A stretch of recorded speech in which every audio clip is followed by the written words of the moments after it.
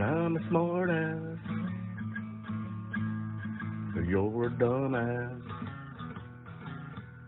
And I'm a dumb ass. So just shut up and cook the damn food. Hello, America.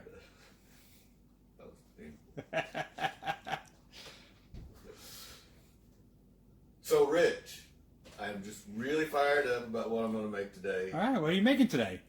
I'm going to make a mole poblano. It's a Mexican-style sauce that is 100 different ways to make it. They say mole stands for like a concoction, right? That's what they say. So Mole.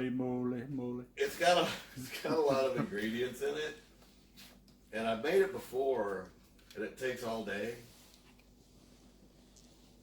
So I found a recipe that's only going to take a little while to make it, and it's not going to take near as much time. But you can see here I've got a ton of stuff anyway. So Yeah, you do. I've got the chicken thighs. These are dried poblano peppers. So they're ancho chilies. I've got a couple of New Mexico chilies. This is about 4 ounces of dried chilies. So I've also got some slivered almonds, raisins, sesame seeds, oregano, coriander, dried thyme, cinnamon, and cumin. I've also have some tomato paste and some chipotle peppers and adobo sauce. So, well, and I have some chocolate. I've got a couple of corn tortillas, onion, garlic, and some chicken stock. So I'm going to take all of this and I'm going to make this sauce. So the very first thing we need to do is toast the chilies. So it dries them a little bit more, but it brings out the flavor in them a little bit better. So I've got the oven on 325, and I'll put them in the oven for about 5 minutes. Hello, oven.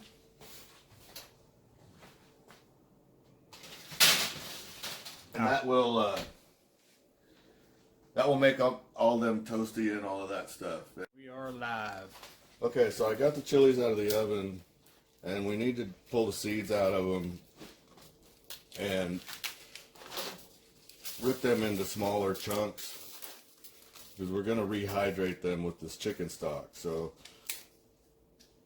I've got this bowl. I'm just going to rip them into like roughly 1-inch chunks. If you don't get all the seeds out, it's no big deal. We're going to strain this in a minute anyway. But we need to get most of them out that we can. So this is going to take me a few minutes. Okay, so normally with the dry chilies, you would put them in hot water and let them soak for like 30 minutes or something. But this actually speeds up the process. I covered them up. I put 2 cups of chicken stock in here, and I'm going to microwave them for 2 minutes. I'm straining the chili peppers.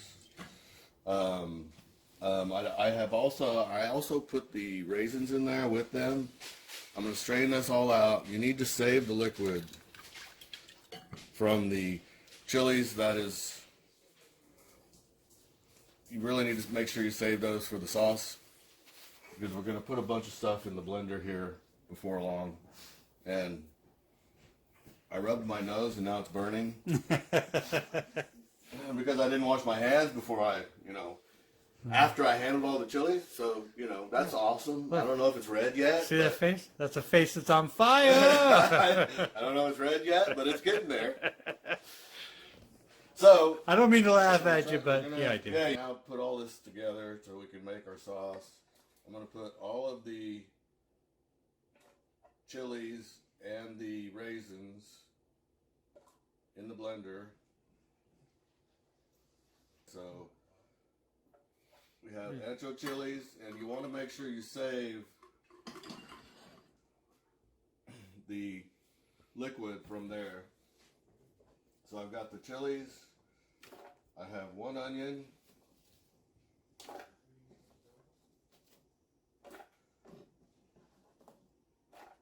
I have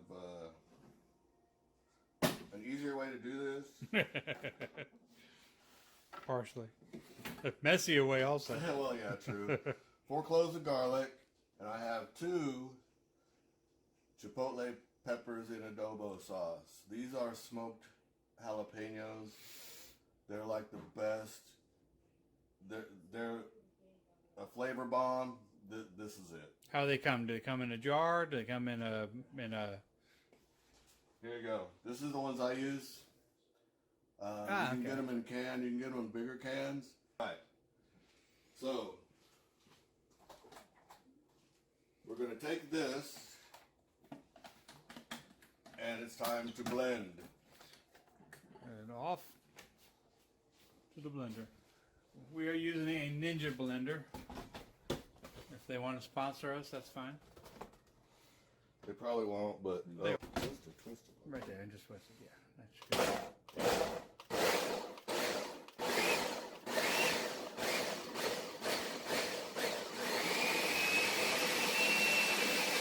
Just think if you had body parts you had to get rid of.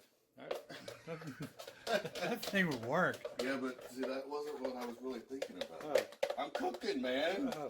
I'm not cooking body. Okay, so as is the story of my life, I forget to put stuff in when I need to. So the tomato paste needed to go in with this in the very beginning, as did the 2 tablespoons of olive oil. You see, it's pretty smooth. I mean, there's a few little chunks of onion, but we'll get that on the next go around because I got to keep blending this. But you know, so far it looks really good. Yeah, it looks like a pasta sauce. Yeah, it's really, really thick.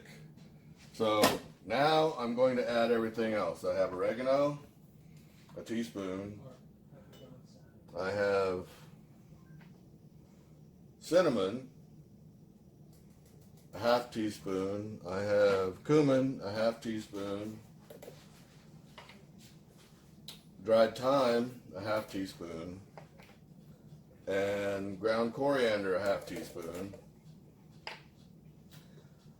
I have 3 tablespoons of sesame seeds.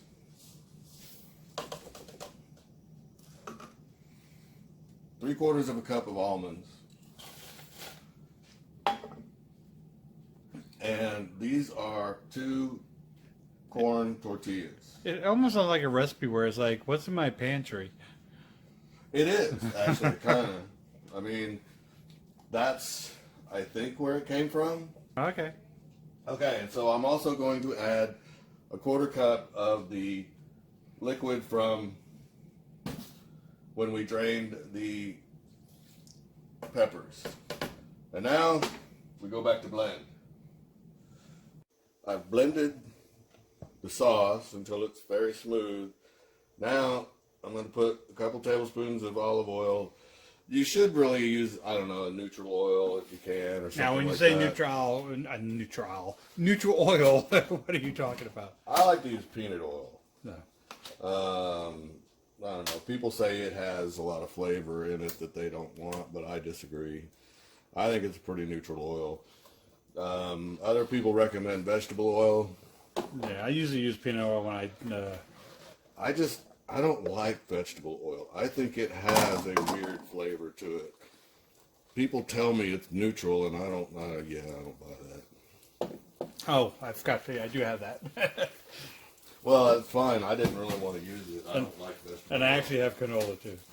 Yeah, I don't like vegetable oil. I don't like to use it.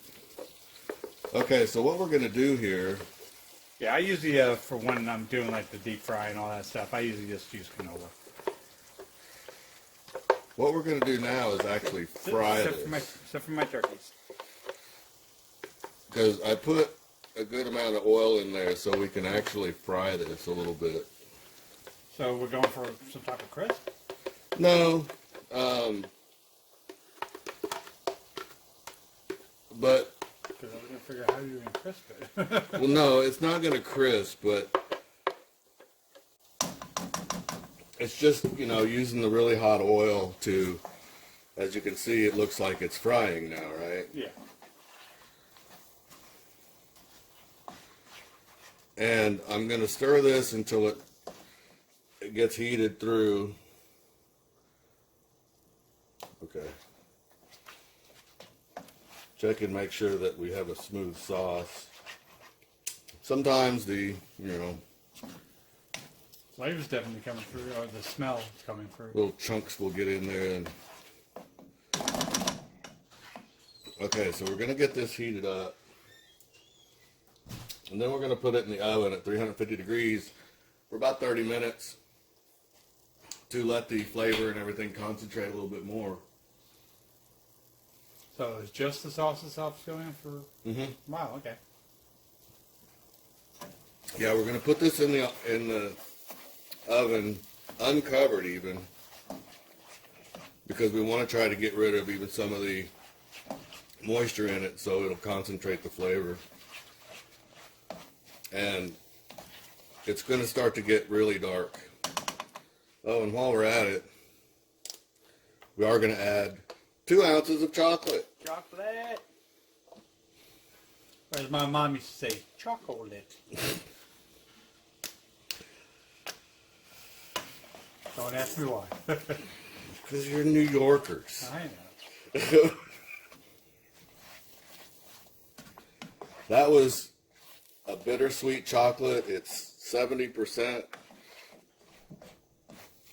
bittersweet, which means it's really bittersweet. It's 70% cacao. Cacao! I was watching a show the other day.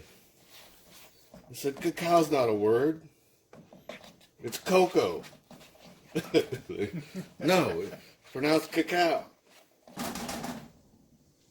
And I used Ghirardelli because I liked it a lot. It's really, really good stuff. I really like Ghirardelli chocolate. You're supposed to use Mexican chocolate because it's a little less sweet even, and sometimes they put a little cinnamon in it. Okay. See, now you're from New York. Cut me off. We've got this heated up. We're going to put it in the oven for 30 minutes. And I'm going to stir it probably twice. Alright, so it's been 10 minutes. Ooh, yeah, you can see that it's starting to get darker. Especially, it was really getting darker on the top. Oh, definitely, yeah. Things to get a lot darker like that, so. Molding. We'll give it a good stir. And we'll come back in 10 minutes. Alright, so it's been 10 more minutes. We're going to bring this out, have a look at it, stir it again. Yeah, that's good. Nice rich color. It is. It's getting even darker. You see how dark it gets on the top, man, from sitting here in the oven. So we're going to give this 10 more minutes because it's really, really getting a lot darker than it was in the beginning. So we're going to give this 10 more minutes. And then we're going to break it out. All right, so it's been 30 minutes. I'm going to take this out. Oh, yeah, look at that color. That's some darkness. And we're going to put this on the stove. And my buddy Rich isn't going to shut the oven, so I guess I'll do that. Well, I got the camera. I know, your job is so difficult. I know, and I put my beer down, so I'm confused. All right, so it's about time to start cooking the chicken. So we're going to take what was left of the soaking liquid from the peppers, and a cup and a half of chicken stock.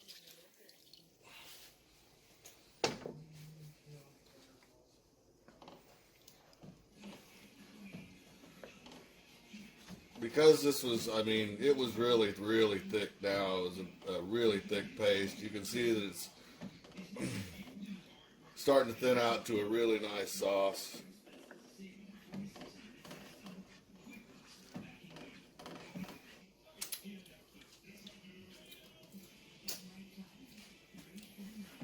No, that's pretty good.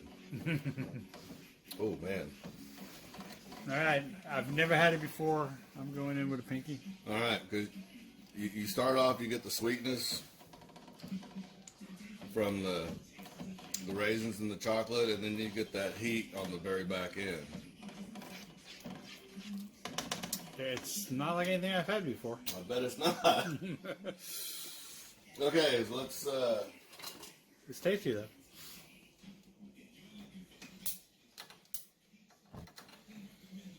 okay, we're gonna put this on about medium heat. I have chicken thighs. Okay, and this is, man, that went to a boil in a hurry. It's been out of the oven for a while. And I'm too weak to open the chicken thighs. Okay, there we go. Alright, so I was lazy. Normally I would just do this myself, but these are boneless, skinless chicken thighs. I usually just buy a regular chicken thigh and bone them myself. But I didn't really feel like taking the time to do that today. So, as you can see too, I left all the fat. Because fat is flavor. That is flavor. So I'm going to wash my hands from handling the chicken. And we're going to tuck these down in to the sauce. So we're going to bury all these down in here. We've got this on a... We're going to get this back up to a bit of a simmer. It was starting to kind of boil, which I don't really want. I mean, I want a little bit, but... And we're going to cover this, and we're going to cook this for another 30 minutes. Until the chicken registers about 170. So we know it's done. And then we're going to be ready to eat. So I'm going to throw on some rice. I did a temp, and everything's about 170. I have beautiful looking chicken all smothered in mole sauce. So let's plate this up. So Rich has never had this mole. So we're going to give him a little rice here and some chicken. And I want him to give this a try before I do. Because I really would like to find out just what he thinks of this. We got a little chicken, a little sauce. It sure looks good. And we need utensils. Alright, so I want Rich to try this because he's never had this before. We're going to see what he thinks about this. Alright, before I put any rice on, I'm going to try the mole sauce on the chicken. And it looks good. The chicken's definitely cooked. Yep. He's chewing. I'm chewing. That was pretty good. I'm trying to...